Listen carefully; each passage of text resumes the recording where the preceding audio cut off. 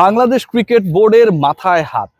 মোটামুটি একটা Zimbabwe target fulfil করে যাদের ইচ্ছা ছিল যে এই মুহূর্তে ক্রিকেট কেন্দ্রিক, ক্রিকেট বোর্ড কেন্দ্রিক যে সমালোচনাগুলো হচ্ছে সেগুলোকে এড়ানোর একটা দারুণ চান্স জিম্বাবুয়েকে আমরা হারিয়ে দিয়েছি। জিম্বাবুয়ে বাংলাদেশের কাছে নাস্তানাবুদ হয়ে গেছে।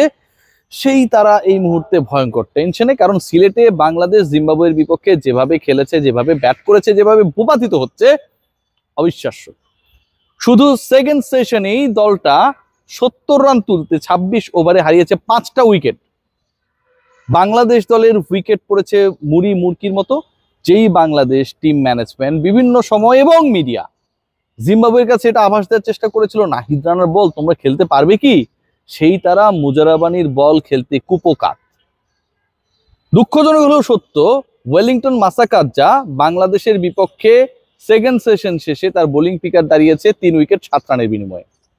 লেফট আর্ম অর্থোডক্স ওয়েলিংটন মাসাকাজ্জা যেন সাকিব আল হাসানের ভূমিকায় অবতীর্ণ। তার মতো এরকম কোনো বিধ্বংসী বোলার পৃথিবীতে নেই যাকে সামলানোটা অনেক বড় কষ্টের। সিলেট টেস্টে বাংলাদেশি ব্যাটাররা যেভাবে উইকেট বিলিয়ে দিয়ে এসেছে, যেভাবে ভূপাতিত হয়েছে, যেভাবে প্রতিপক্ষের আক্রমণ, বোলিং আক্রমণকে রিড করতে ব্যর্থ হয়েছে, এটা ক্ষমার অযোগ্য। বাংলাদেশ দল, যেই দলটা জিম্বাবুয়ে, যেই দলটা বৈশ্বিক আসরগুলোতে সরাসরি খেলার এবং কোয়ালিফায়ার পেরিয়ে খেলারও যোগ্যতা অর্জন করতে পারে না, সেই দলের বিপক্ষে টেস্ট খেলতে নেমে রাজস্বিক ফরম্যাটে কি একটা অবস্থায়। আমরা অনেক আলোচনা করি বৈভব সূর্যবংশীর বয়স 14 কিনা, এটা দেখে মনে হচ্ছে 16 হতে পারে। আইপিএল যতই দাবি করুক যে তার বয়স 14 বছর, এটা ভাই ডাউটফুল। আমরা মানুষকে নিয়ে অনেক আলোচনা করি, কিন্তু আমাদের নিজেদের ক্রিকেট, আমাদের নিজেদের ক্রিকেট কাঠামো, আমাদের নিজেদের লঙ্গার ভার্সন, টেস্ট, ভবিষ্যৎ, কোনোটা নিয়ে আমাদের কোনো মাথা ব্যথা নেই। খেয়াল করে দেখবেন বাংলাদেশের ক্রিকেটাররা, বাংলাদেশের ব্যাটাররা ওই ওয়েলিংটন মাসাকাজ্জার বলে এত বাজেভাবে পরাস্ত হলো কেন? কি কারণে লেফট আর্ম অর্থোডক্স তারা খেলতে ব্যর্থ হচ্ছে? সাকিব আল হাসান না থাকার পরবর্তী সময় থেকে এখন পর্যন্ত আমরা যদি খেয়াল করে দেখি, ইন্টারেস্টিংলি বাংলাদেশ দলের 11 মানে আপনি সেখানটায় 3 জন পেসার দেখবেন এবং অন্য যে 2 জন বোলার দেখবেন, একজন লেগ স্পিনার আর একজন অফ স্পিনার। টি-20তেও যদি আমি 3 জন স্পিনার নিয়ে খেলি, লেগ স্পিনার রিশাদ, সাথে শেখ মাহাদি এবং মেহেদী হাসান মিরাজ, দুজনই অফ স্পিনার। শর্টার ফরম্যাটে বাংলাদেশ যেই ফরম্যাটগুলোতে সবচেয়ে বেশি ম্যাচেস খেলে, সাকিব আল হাসানের অ্যাবসেন্সের পর থেকে সেই পার্টিকুলার ফরম্যাটে, সেটা টি-20 হোক, সেটা ওয়ানডে হোক, লেফট আর্ম অর্থোডক্স খেলানোর প্রবণতা থেকে বাংলাদেশ টিম ম্যানেজমেন্ট অনেক দূরে। আপনি যখন দলে এরকম রোল, বিশেষ রোলের একজন ক্রিকেটারকে খেলাবেন না, আপনার দলের ক্রিকেটাররা তো সেই বিশেষ রোলে পারদর্শী হয়ে উঠবে না ভাই, খুব স্বাভাবিক। ধরা খেয়েছে কোথায়? ওয়েলিংটন মাসাকাজ্জা 3টা উইকেট নিয়েছে এবং এই 3টা উইকেট কি রিপিটেডলি, কি সুন্দরভাবে নিয়েছে খেয়াল করে দেখুন। প্রথম উইকেটটা তিনি নিলেন মুশফিকুর রহিমকে। মুশফিকুর রহিম, সত্যি কথা ভাই, গতকালকে নাকি আমার যারা সিলেটে কাভার করছে বন্ধু বান্ধবরা 4 ঘন্টা প্র্যাকটিস করেছেন, আজকে করেছেন তিনি 4 রান, এবং এই আউট হয়ে যাওয়ার পরও তিনি নাকি প্র্যাকটিস শুরু করেছেন। এটা শোনা কথা, I am not very much sure, but 4 ঘন্টা প্র্যাকটিস করে তিনি 4 করেছেন, এটা মোটামুটি sure. Mushfiqur Rahim soft dismissal, তিনি হচ্ছে 39তম ওভারে আউট হয়ে গেলেন। 43তম ওভারে এবার মুমিনুল হক, 56 রান করা মুমিনুল হককে ফেরালেন ওয়েলিংটন মাসাকাজ্জা। এবং সবচেয়ে বাজে বল যেটা করেছেন আমার কাছে মনে হয়েছে তাইজুল, শর্ট পিচ একটা ডেলিভারি, সেই উইকেটটা তিনি নিলেন 49তম ওভারে। বাংলাদেশ দল তার প্রথম 7 উইকেট হারাতে খেলতে পেরেছে মাত্র 50 ওভার।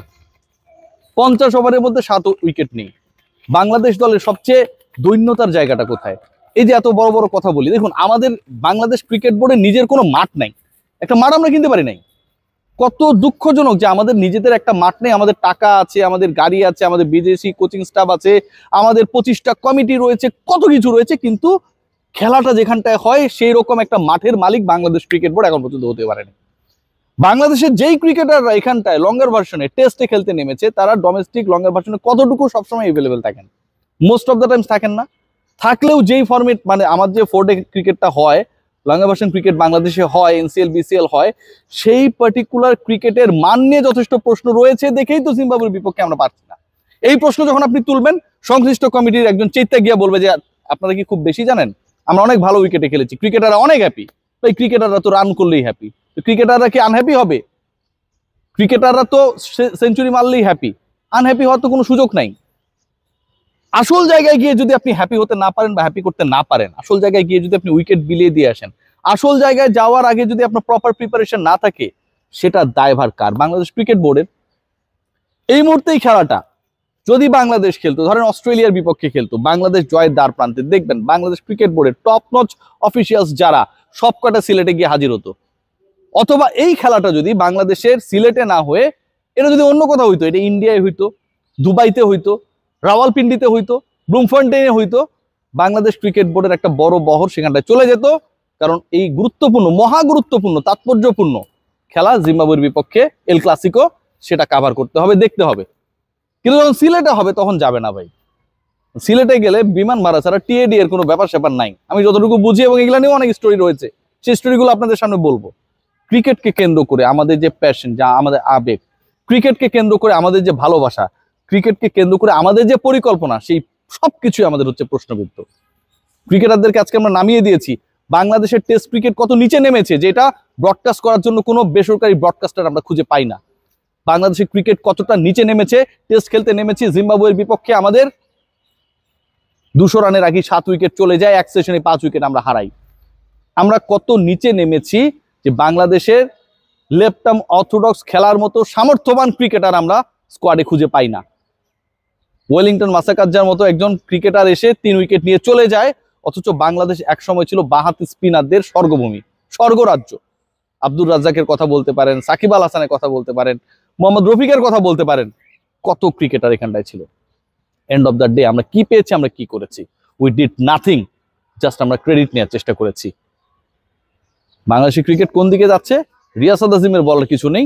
আমার কাছে মনে হয় you guys now clear about the performance, এবং ভবিষ্যতে বিটিভিও দে উইল বি কনফিউজড যে বাংলাদেশের এই পারফরমেন্স যদি অব্যাহত থাকে তাদের খেলা সম্প্রচার করবে কি করবে না। সবাই ভালো থাকবেন।